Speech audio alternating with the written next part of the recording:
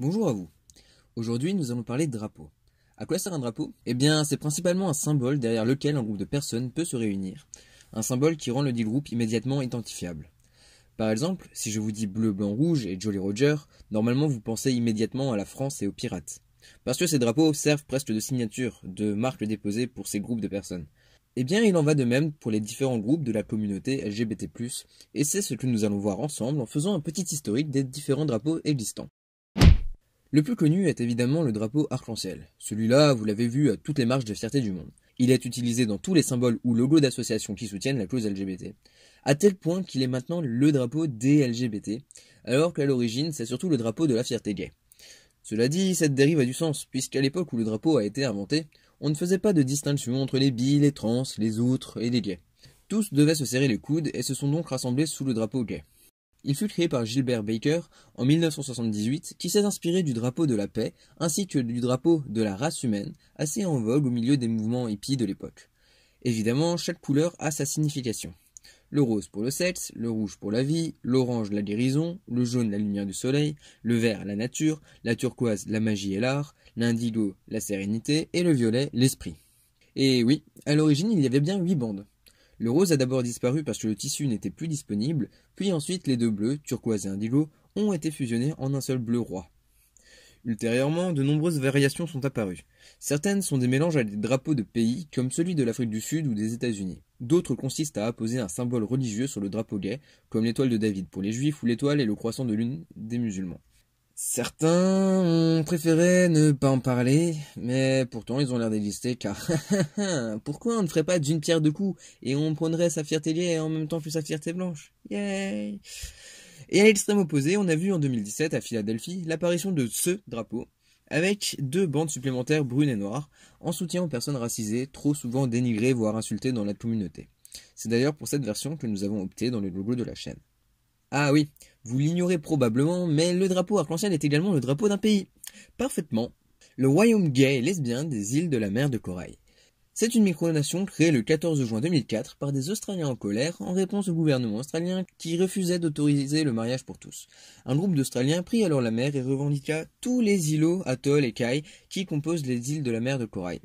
Après avoir rallié la plus grande île et la capitale, l'île Willis, la seule habitée car ayant une station météorologique regroupant 4 habitants, ils déclarèrent l'indépendance et, au passage, l'allièrent à l'Australie. Ils choisirent évidemment comme drapeau le drapeau arc-en-ciel. Ce conflit étant techniquement toujours actif, cela donne des situations assez étranges où le Premier ministre australien refuse que ce drapeau soit accroché dans n'importe quel établissement officiel, car c'est celui d'une nation en guerre avec l'Australie. Voilà, c'est juste pour vous informer que ce drapeau est donc techniquement aussi celui d'une nation. Une nation qui nécessite comme unique condition de citoyenneté de simplement ne pas être hétéro. Le drapeau de fierté lesbienne le plus connu a été inventé dans les années 80, et est en réalité le drapeau des lipstick lesbiennes, littéralement les lesbiennes à rouge à lèvres, des lesbiennes très féminines, d'où la surabondance de nuances de rose. Il existe aussi d'ailleurs avec ou sans la trace de rouge à lèvres. Ce qui est moins connu, c'est qu'il existe un drapeau de fierté lesbienne tout court, créé par Shane Campbell en 99. Le symbole du triangle noir vers le bas était celui des lesbiennes dans les camps de travail et de concentration, au même titre que le triangle rose était celui pour les gays. Et comme ce dernier, le revendiquer est une manière de dire « Vous ne pouvez pas nous insulter ni nous faire peur avec ça, puisque nous en sommes fiers ». Le labris, une hache double, est quant à lui un symbole de pouvoir féminin, car associé à d'anciennes sociétés minoennes, dépeintes comme plutôt matriarches, ou encore aux Amazones, par exemple.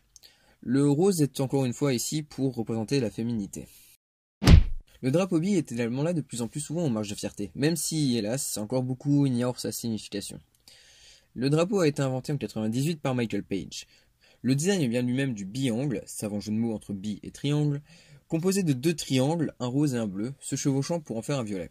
La symbolique des couleurs est plutôt claire. Le rose pour l'attirance envers les femmes, le bleu pour l'attirance envers les hommes, et le violet pour, au choix, soit représenter l'attirance aux deux en même temps, soit représenter l'attirance pour ce qu'il y a entre, personne non binaire, personne intersexe, personne ne se conformant pas au genre, etc.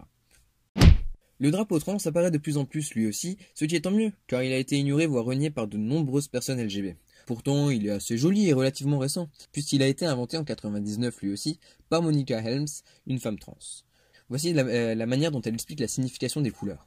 Les bandes tout en haut et tout en bas sont bleu clair, la couleur traditionnelle pour les petits garçons. Les bandes adjacentes sont roses, la couleur traditionnelle des petites filles. La bande au milieu est blanche pour ceux qui sont intersexes, en cours de transition, ou qui se considèrent comme ayant un genre neutre ou non défini.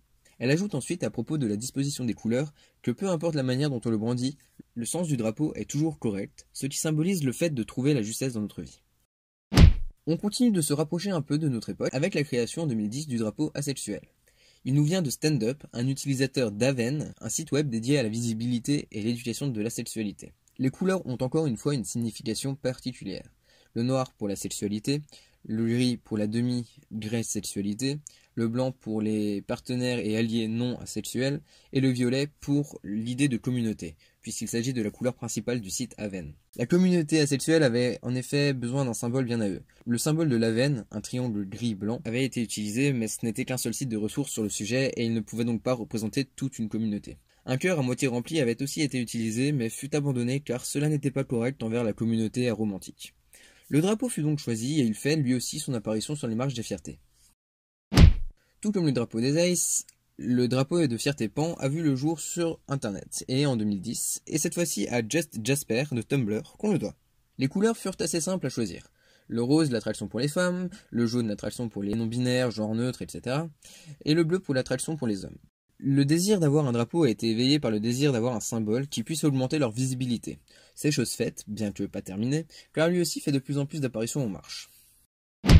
Le drapeau de fierté intersexe est un peu particulier car il y en a deux. Celui inventé par Natalie Foltz en 2009 fait apparaître du bleu, du rose ainsi que le flou entre les deux, en miroir au fait que les personnes intersexes sont dans le flou entre femmes et hommes, ce que certains groupes intersexes apprécient. Mais d'autres, au contraire, ne veulent pas se définir comme à moitié l'un et moitié l'autre, au lieu d'une identité entière, et refusent la légitimité de ce drapeau. C'est pour cela que l'OI Australia, Organisation Intersex International, a créé en 2013 un nouveau drapeau, avec un cercle violet sur fond jaune. Les couleurs sont choisies pour n'être associées à aucun genre, contrairement au rose et au bleu, et établit le jaune et le violet comme couleurs dites hermaphrodites. Le cercle représente la complétude et l'unité pour rappeler que les personnes intersexes ne doivent pas ressembler plus à l'un ou plus à l'autre, mais sont complètes de par elles-mêmes. Le cercle est également le symbole de Mars ou de Vénus, mais sans les éléments caractéristiques de ces derniers. Un débat existe sur la légitimité de ce drapeau face au premier, mais au final, le rapport au corps et à l'identité de genre est quelque chose de très personnel, et donc chacun peut choisir le drapeau qui lui correspond le mieux. En parlant d'identité de genre, le drapeau non-binaire est très récent, inventé en 2014 par Kyle Rowan, et pourtant, les marches et fiertés des grandes villes lui ont déjà fait une place en tant que groupe bien fourni. La signification des couleurs est là encore très étudiée. Le jaune représente les genres non-binaires puisqu'il s'agit d'une couleur qui n'est faite ni des pigments bleus ni des pigments roses. Le blanc symbolise tous les genres, mais aussi l'absence de genre, puisqu'il s'agit d'une absence de couleur sur une toile en peinture, mais aussi de la superposition de toutes les couleurs en lumière. Le violet, c'est le mélange entre femme et homme, ou l'entre-deux, puisqu'il s'agit du mélange entre le bleu et le rose. Et le noir, c'est pareil que le blanc, puisque c'est la superposition de toutes les couleurs en peinture, enfin presque, et l'absence totale de lumière. Rappelons tout de même que non-binaire est une identité de genre déjà inclue dans le drapeau trans, comme le rappelle la barre blanche au milieu, mais il est légitime pour les non-binaires qui ne se voient pas vraiment comme trans d'avoir leur propre drapeau. Bon, avec ces 8 drapeaux, on a déjà fait un premier gros tour des drapeaux qui reviennent le plus souvent dans les marches des fiertés ou sur internet. Avec cela, on peut dire que vous avez déjà de bonnes bases. Mais les drapeaux, il en existe des dizaines et des dizaines, et c'est principalement dû à deux choses. Déjà, il existe une multitude d'identités de genre et d'orientation sexuelle. Je ne vais pas débattre de la légitimité de chacune d'entre elles, mais si les mots existent, c'est qu'il y a des personnes qui les font exister, qui se reconnaissent dedans, et qui souhaitent donc avoir leur propre identité de groupe. Ce qui engendre la création de drapeaux pour à peu près tout. Ensuite, à l'exception du drapeau gay, trans et lesbien, tous les autres voient le jour sur internet, ils sont voués à exister en plusieurs versions, soit parce que les gens ne sont pas d'accord sur lequel utiliser, comme pour le drapeau intersexe, soit parce qu'il y a eu 36 000 déclinaisons d'un drapeau de base, comme pour le drapeau gay. Du coup, on va pas tous les lister, mais on va passer très rapidement sur d'autres drapeaux que vous serez susceptibles de croiser soit à une marche des fiertés, soit en vous perdant sur internet. Alors celui-là, c'est une sorte de version alternative du drapeau non-binaire, avec le violet étant un mélange entre le bleu et le rose, les couleurs binaires traditionnelles, le blanc pour l'absence de genre, et le vert pour symboliser l'opposition au spectre binaire de genre. On abordera tout ce qui touche à la non-binarité et à la genderqueerness, je suppose, dans une autre vidéo. Ce sont des variations du drapeau asexuel, car ce sont des identités liées mais également nuancées, d'où la forte ressemblance. Il y a eu 3 légères variations de design pour celui-là. Le premier étant jugé comme trop semblable au drapeau Rasta, et le deuxième posant des problèmes aux personnes ayant des problèmes de sensibilité avec la couleur jaune, comme ça peut être le cas avec certaines formes d'autisme. On peut néanmoins voir la ressemblance au drapeau asexuel, mais dans les tons verts, qui est là l'opposé du rouge, qui est la couleur traditionnellement associée à la romance. D'ailleurs, comme il se ressemble assez, on va tout de suite voir celui-là. C'est le drapeau à genre, et cette fois-ci le vert est utilisé comme dans le drapeau genderqueer, à savoir comme étant l'opposé du violet, mélange du bleu et du rose, les couleurs binaires traditionnelles.